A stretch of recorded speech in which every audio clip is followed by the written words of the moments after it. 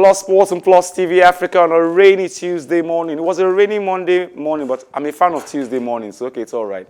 My name is Wale Scott. Welcome on the show. Now, before I go to the show proper, I have a question to ask, and I'll tell you why I'm asking that question, okay? Before I introduce my anchor and partner. Now, when Ronaldo signed from Real Madrid to Juventus, the old lady of Italian football, he drove into Turin, where Juventus is, the city Juventus is. He has exotic cars, about 12, 11 exotic cars. He drove into the Turin in the midnight with all exotic cars, chauffeur-driven, convoy, and he drove into the house he bought in Turin. And he started working in Juventus, and he's done very well for them. Now Juventus just might not be in the Champions League, and everybody is saying you can't imagine Cristiano Ronaldo playing in the Europa. Even his name is bigger than the whole competition itself, Europa. Come to think of it.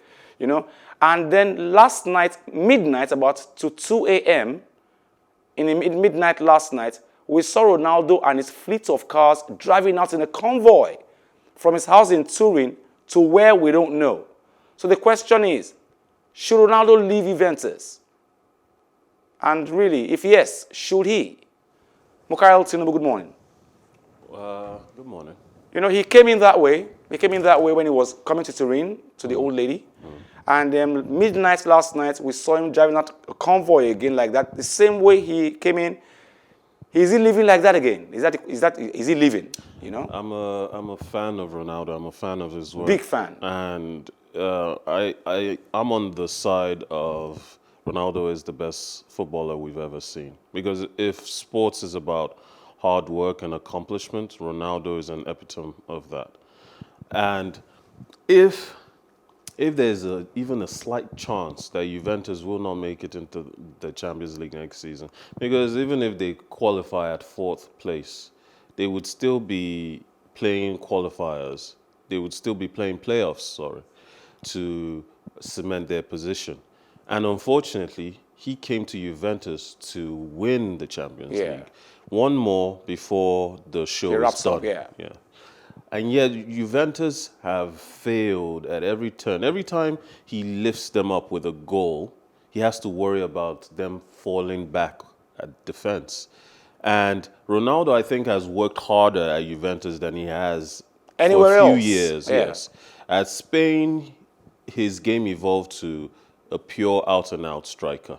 In the last 2 years, Zidane played him even closer to Benzema, even in a 4-4-2. So he has had to evolve his game, and yet his first season in Juventus, he had the highest number of assists, I think. Yeah. He was pulling his weight as a winger and still showing up in the forward areas as a striker. At least in Manchester United, he had Rooney had his back. Yes. You know what? He does. I used to say this back in his Man United days. If Ronaldo wasn't the one delivering the cross, he was the one heading the ball in. Yeah. And now, when you're in the twilight of your career, and Ronaldo, by every standard, he has every reason to today say he's retiring. Okay. It's going to be on our screen now. All our handles, all Twitter, Instagram, Facebook on the screen right now. And the question is simple. Is Ronaldo leaving the old lady Juventus? If yes, should he be leaving, really? Now, he came in with his cars, the trailers and all that, his exotic cars, when he was coming to Turin, and we saw that happen again midnight yesterday. Midnight yesterday, we saw him leaving like that. And the question is he leaving? And if yes, should he be leaving? Send your thoughts to all our Twitter handles. So you can actually call now. If you're watching the program right now, you can actually call now. And let's see what your opinion is. Should he be leaving? Should he go? Please, our Twitter handles on the screen right now. Send us your opinion. Or you can actually call if you're watching right now. And we can take your calls and we'll talk about it. Okay? Now, former Super Eagles goalkeeper Shorunmu says Coach Gernot Rohr's invitation of Nigeria Professional Football League players for June's friendly against Cameroon in Austria will boost the confidence of the home-based stars. Raw's provincial 30-man list is Aimbas Anayo Iwala and John Noble, as well as Heartland's Ikechukwu Zenwa. Shorunmu said the MPFL players will gain much from the experience and it will impact positively on their performance in their various clubs. Now, this is what I want to try and dissect this morning. And of course, this morning, Frank is not going to like me very much. I'll beg him after the show, okay? And I'll tell you why later. He's a big, big Chelsea fan. Okay. And Chelsea head coach Thomas Tuchel says they're approaching their Premier League clash with Leicester City in the same manner as any other game. The Blues sit fourth on the table, 2 points behind Leicester, and one ahead of Liverpool in the battle for the European places. Liverpool goalkeeper Alisson Becker boosted their top four hopes with a last-minute goal on Sunday, a game Tuchel said he wouldn't watch for fear of jinxing the result. The German said his players couldn't possibly try harder than they are already, instead urging calmness ahead of their penultimate game. Well, that didn't make things boring in Premier League, that late goal from Alisson, that's for sure. But at all cost, I don't like at all cost, because at all cost means, at all cost means at all cost, and this is not what we do. We want to win games, we're in sports, and this is not about life and death, but it's super important for our ambitions, and this... Of course, the situation is very clear. It's still in our hands. This is absolutely positive, and what we worked hard for, we should not forget. And we approach the game more or less like any other game. When the more tension is on, the more normal approach we use, because there is a lot of surrounding, there's a lot of talks, there's a lot of constellations, what happens if. So the best thing is to stay focused on what you can influence, and this is our performance. And so we approach this game like any other game, with a clear will and desire to win. Before we dissect that, Brendan Rodgers has described the amazing feeling of winning the FA Cup and what Saturday's Wembley triumph meant to the players, fans and owners of Leicester City. It was also revealed that owner Kun Top took the trophy home on Saturday night, with Rodgers full of praise for the genuine and kind owners. Attention now quickly turns to the Premier League, with Chelsea able to avenge their final defeat as they host Leicester on Tuesday. A late 3 points for Liverpool on Sunday means a top four place is not secure for Leicester. But Rodgers was quick to point out his side have it all in their own hands. No, I think we'd talked about it beforehand. We knew that we didn't have any favours in the fixtures. Obviously, we could have played on the Wednesday, having not been playing to a Sunday, but we're playing on the Tuesday. So ultimately, you have to be ready and prepared. And obviously, it's another extremely tough game. So we recovered yesterday, and then finish off our preparations today, and then look forward to the game tomorrow evening. No, I think we'd talked about it beforehand. We knew that we didn't have any favours in the fixtures. Obviously, we could have played on the Wednesday, having not been playing to a Sunday, but we're playing on the Tuesday. So ultimately, welcome back. Now, one of our colleagues in this office, he happens to be a Chelsea fan too, will say, "You they whine me." Mm-hmm. Who is Tuchel trying to whine? The truth be said, he knows he has to win this rest matches. He's on a banana skin at this point. Any slip-ups, he's done for the Champions League. Liverpool are right behind him, breathing right behind him. Leicester are looking at their backs and saying, who's coming next? The three of them are on banana peels right now. Any bad move, and it's done for them. And Tuchel sits down there and says, we're not stressed. We're going to go and have a good game with Leicester. At least for bragging rights, he must win Leicester today. Well, So who is he whining, really? I don't know if he's whining. I like to give managers the benefit of the doubt.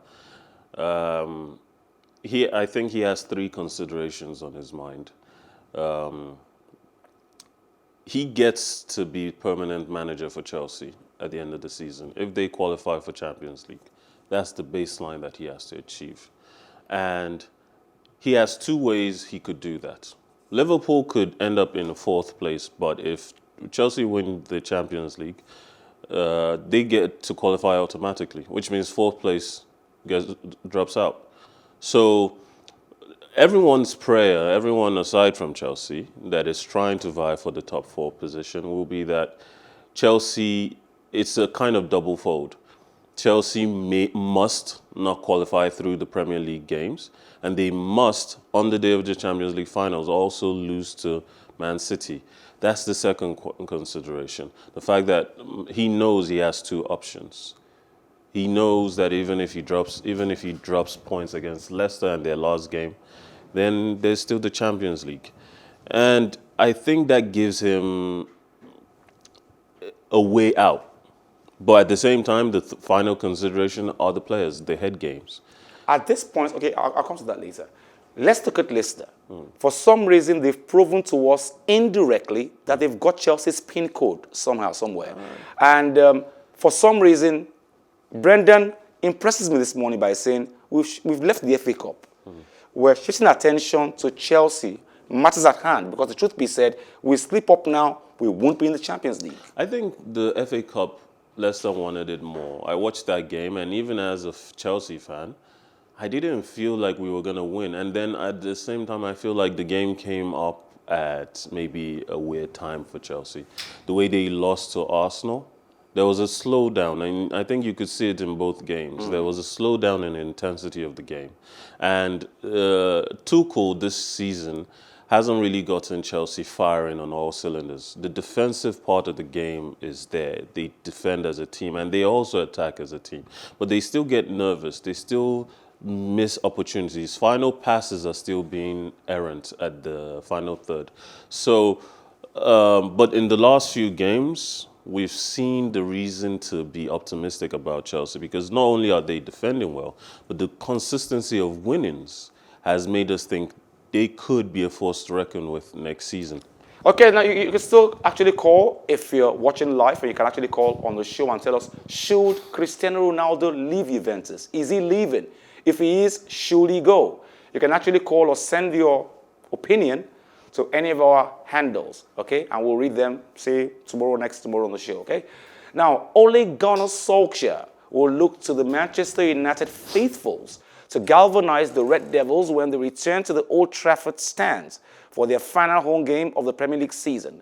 COVID-19 restrictions meant United haven't had the fans able to attend their home matches since last year's 2-0 victory over rivals Manchester City.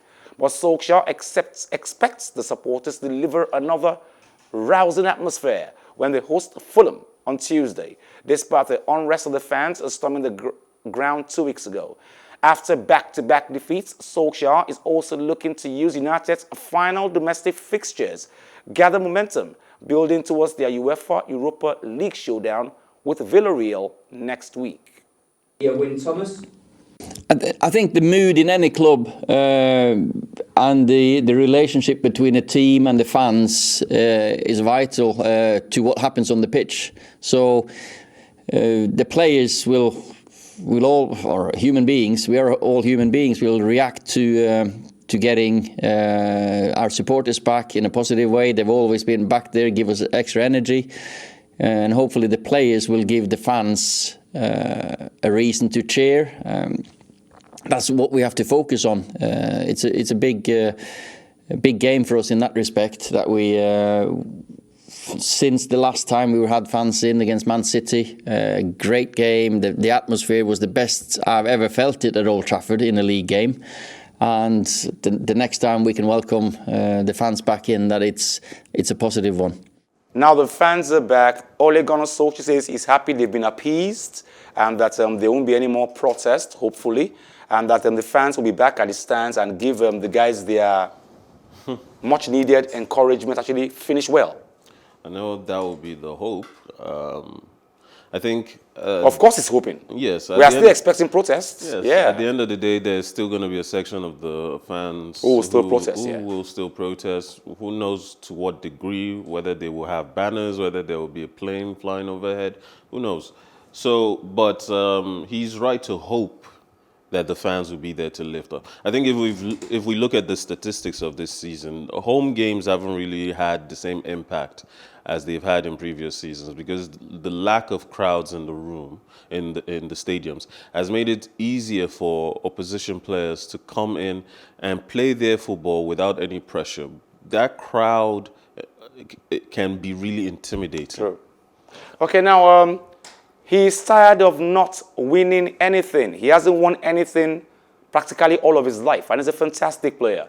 He's a Tottenham Hotspur player. He's a striker. His name is Harry Kane, and has informed the Premier League club of his desire to leave this summer, with the England international looking to resolve his future before next month's European Championship. Kane has a contract with the North London club until 2024, which could prove to be a stumbling block for a club looking to sign the 27-year-old, who is valued at over £100 million.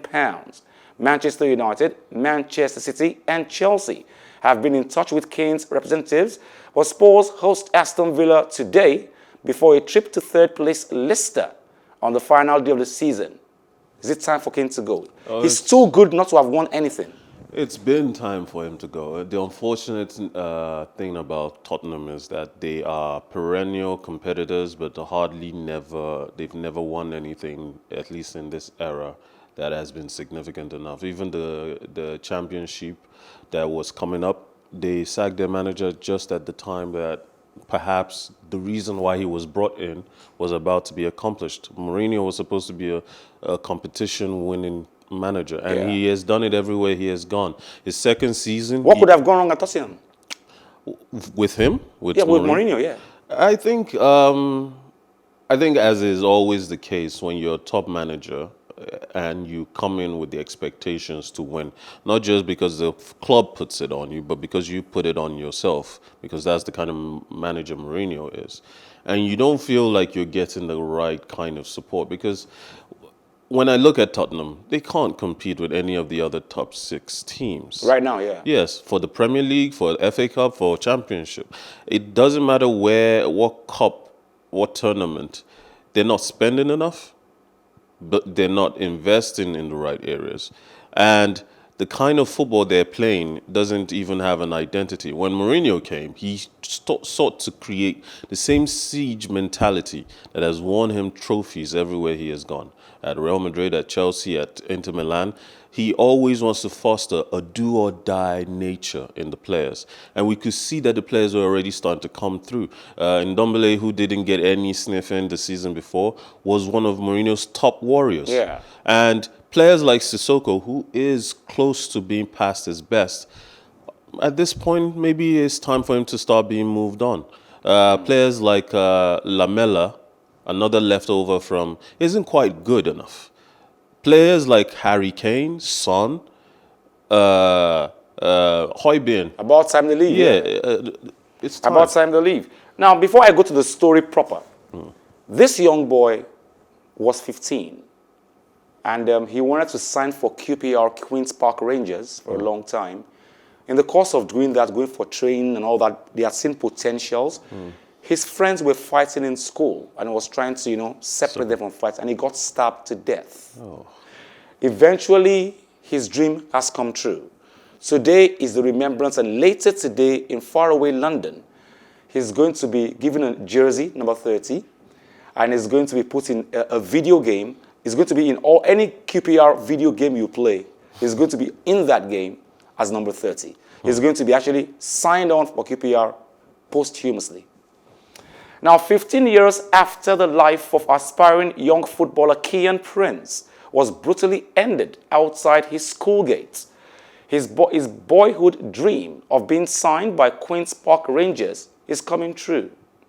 Now, London-born Prince was making impressive progress in QPR's academy in 2006 when, aged 15, he was fatally stabbed while attempting to break up a fight. On Tuesday, today, May 18th, on the anniversary of that tragic day, Prince will be officially re-signed by the club and given the squad number 30. Simultaneously, his computer-generated character will be available for players on EA Sports FIFA 21 computer games. It's another symbolic step in an unexpected life journey for Kiyan's father, Dr. Mac Prince, OBE, a former IBF and WBO Intercontinental Heavyweight Boxing Champion, who shed feelings of rage and revenge to dedicate himself to Kiyan's memory. Wow. That's his computer-generated. So if you have QPR on your on your system and you have the QPR, you can actually put Kiyan, Into who actually never played for QPR, but posthumously has the number 30. You can put him in your game and hopefully he can score. it's a nice gesture to make him a part of the history of the club, and it's one of its kind. It's never been done. Yeah, never. For anyone. And on the day of the anniversary. honestly, this is a heart-touching story. Yeah. I'm really lost for words. This is I'm really lost for words. Well, Unfortunately, we wish he was actually here, but to play himself, you yes, know. but And his father was, he's actually an OBE, one of the biggest awards in England. in Nigeria, we would call that a titled man. Titled man, you know. Chief, Oloye, you know. But the truth is, he was an IBO, WBO champion, boxing. They've done things for the country. I don't think, well, may his soul continue to rest in peace. And Kiyan Prince, now you have what you've always wanted, though posthumously. You now have your character in QPR. So if you are playing EA Sports, you are playing a computer game, and you want to use QPR, he's there. He's there with you, not alive, but he's there with you, number 30. You can pick him.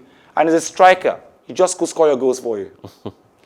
Well, that's very touching, really, heart-touching, if you ask me. Now, title-chasing Real Madrid will be without midfielder Toni Kroos for their must-win match against Villareal on final day of the Liga season after the German tested positive for COVID-19.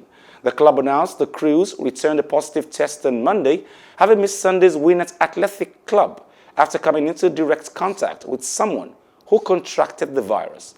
Real Madrid are second in the standings, 2 points behind leaders Atletico Madrid, ahead of their decisive final game at home to 7th-placed Villareal on Saturday, May 20th. Atleti traveled to relegation battling Real Valladolid at the same time. Having a win would guarantee their first leg crown since 2013-2014. Kroos has been a key member of Zinedine Zidane's Real squad this term, scoring 3 goals in 42 games in all competitions. Villareal getting ready to take on Manchester United in the Europa Cup. We're not going to see them come guns blazing against Real Madrid, which means all things being equal, that should be a win for Real Madrid. However, Real Valladolid are relegation bound and they are battling, and Atletico will not give anyone a chance. They're going to come guns blazing too against Real Valladolid. So we're expecting both Atletico and Real Madrid to win that match. If Atletico wins, they are winners. So Real Madrid must win, but also hope that Atletico either draw or lose. Well, I don't see that coming. Well, it's an interesting couple of matchups because Villarreal know that if they win against Real Madrid, it's a pride thing for them. At the same time, qualifications into Europa is still at stake. Yeah. But if they win on the Europa League final day, they get to go into the Champions League. So it could be a bonus. It could be a bonus on the pride of beating Real Madrid. The chance to deprive Real Madrid of a trophy, the La Liga, it will be top of their mind alongside of winning the match just for the sake of qualifying for Europa. On the other hand, Atletico Madrid will be going up against a very tetchy Real Valladolid. And the fact that we saw this weekend where Sheffield United beat, who did they play again? We saw how a relegation-bound team... How they struggle, they hustle. Yes, and they did it just for pride. They beat Everton for no other reason than pride. And we could see that come to play on the day. Atletico Madrid have been known to be cautious at times when the game maybe should go easier. But they've got a very adventurous player, Luis Suarez. Let's see how that pans out. Before I go on the show today, now Serena Williams has described Roger Federer as tennis' greatest player, with the Swiss returning to the ATP Tour in Geneva this week. Federer, who made a short appearance on his return to the court in Qatar in March, takes on Pablo Andujar in Switzerland on Tuesday. Williams believes Federer is the sport's greatest for the way the 29-year-old has changed the game throughout his career. Serena began her Emilia-Romagna Open campaign with a win over 17-year-old Italian Lisa Figato, with the 28-time Grand Slam winner happy with the progress on clay. Well, I think 2 words sums it up: Roger Federer. You know, he's just synopsis with greatness and class and amazing and really changing the game. You see players playing like him, moving like him, doing his techniques. And I mean, the guy is genius. I'm a super fan, and I just feel like, you know, he is really the greatest player. Just look at him, and you can't not like the guy. That's how I feel. You know, his game is so fantastic. If I could only play like him. Now, Serena spoke about Roger Federer. However, Federer has something to say too. Roger Federer has claimed he is not yet trying to reach the level of both Rafael Nadal and Novak Djokovic ahead of his latest return to the ATP Tour in Geneva. Having made his first appearance on court in over a year at the Qatar Open in March, former world number 1 is currently in his home country of Switzerland, preparing for the Geneva Open. Federer will be taking on Spain's Pablo Andújar on Tuesday, just days after Nadal and Djokovic entertained at the Italian Open final in Rome. Admitting to being excited about his comeback, Federer was clear that he will need to increase his confidence before being a part of the top tier. The guys on tour are all back in a good rhythm. You know, the level that everybody is producing is great. Obviously, I want to achieve that as well again too. So I don't know what exactly he's referring to, and it doesn't matter anyway. I need to do my thing. I need to play 10 matches to be able to give you a better answer. Of course, there is question marks all around my level right now. We will find out a little bit more tomorrow, but in practice things have been going well. So I'm happy there. You know, when you come back from an injury, you are anyway in a different place than everybody else. So the players are there. I'm here at the moment, so that's why I'm excited about the comeback. That's what my focus needs to be on, and not about trying to be at the same level as Rafa Novak right now. That's not why I'm playing Geneva. Quickly before we go, Mukhail, Serena, big fan. And of course, Federer says, don't expect too much from me yet. I'm just coming back. Don't put me on Djokovic or Nadal. Quickly, let's just do this. Temper expectations. At the same time, the greatest are never the greatest. They don't stay the greatest without admitting to themselves that they still have people they look up to, levels ahead of them that they still want to attain. You can fly as high as the sun and never touch it, but you keep trying. That's how you stay great. Okay, Mukhail Tinubu, thank you very much for joining us as usual. Of course. Don't forget, our topic still says, is Ronaldo leaving Juventus? If yes, should he leave Juventus? We saw him packing his cars and things out of his touring home midnight last night, and we just think it's the end. Wow, fantastic. I had a great show today this morning, Plus Sports and Plus TV Africa on a rainy Tuesday morning. Join us same time, same station tomorrow for another package. My name is Wale Scott. Like I always advise you at the end of every show, if not for anything, at least for your heart, do some sports.